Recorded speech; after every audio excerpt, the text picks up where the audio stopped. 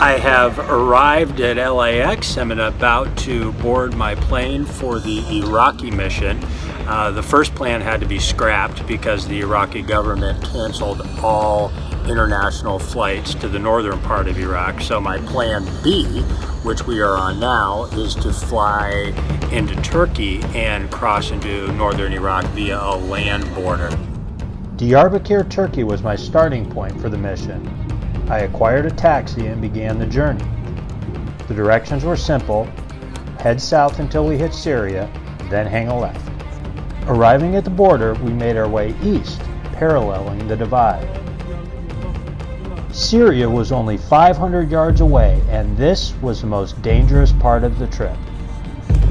I asked the taxi driver to stop, and I began filming the Syrian border. Syrian border of Turkey and Syria. As I turned around to head back to the vehicle, an unmarked car had pulled up behind us, and I was greeted by 4 men with drawn pistols.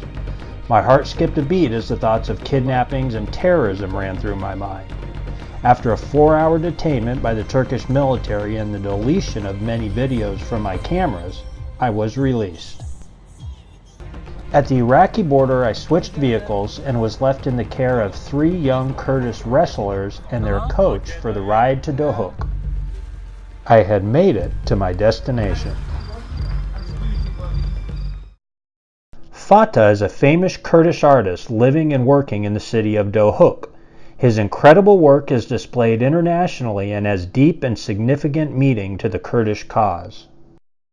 Good morning, Dohuk, Iraq. As I explored the streets of Dohuk the first day, it became apparent that there was very little English spoken in the town.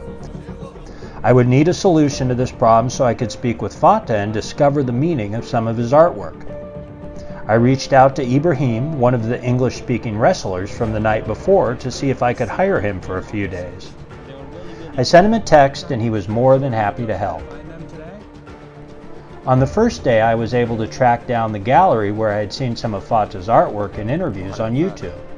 Of course, the gallery was closed on that day and the next. I became doubtful that I would be able to accomplish my mission. I spent these first 2 days roaming the city with my new friend looking for alternate options for my client. To my surprise and fortunate circumstances of being with Ibrahim, we were invited into a local's home for lunch. Our guest requested that we relax on his couches as the family prepared us a magnificent meal.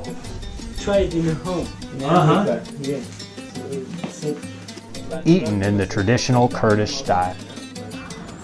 While exploring the city on the second day, we stopped into a tea shop and were greeted by some old Peshmerga fighters. After being there for a short while, we were again invited to have lunch with 2 perfectly good strangers. My new buddy in Dohuk. Okay. With my hopes dwindling of tracking down Fatah, we approached the gallery one more time. I was thrilled when I saw the door open and a familiar face having a cigarette on the front steps. It was Fatah.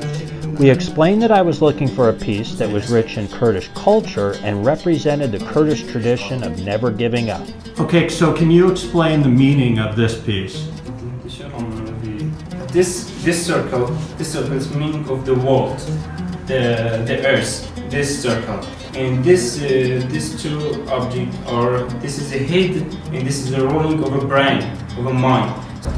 He's saying that now the education or the human can make something to destroy this world and can do something to degrade to this world. So I made this, the brain or mind, you can do it for something great or for something useless.